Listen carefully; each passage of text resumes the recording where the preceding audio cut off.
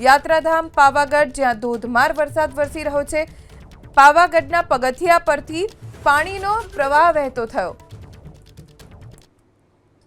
પંચમહાલનું સુપ્રસિદ્ધ યાત્રાધામ પાવાગઢ, જ્યાં વરસાદ અનરાધાર વરસી રહ્યો છે।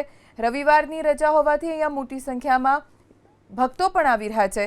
ત્યારે ધોધમાર વરસાદના કારણે પગથિયા ઉપરથી પાણીનો ધોધ વહેતો જોવા મળ્યો। આજે ભાદરવી પૂનમ પણ છે, જેના કારણે ખૂબ મોટી સંખ્યામાં વહેલી સવારથી ભક્તો માના આશીર્વાદ મેળવવા માટે પાવાગઢ ધામ ખાતે આવી રહ્યા છે।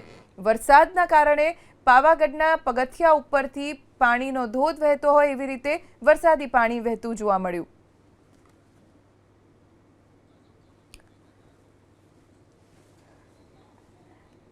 વરસાદી વાતાવરણ હોવાના કારણે અહીંયા આવતા લોકો પણ ખૂબ સાવચેતી સાથે પસાર થઈ રહ્યા છે।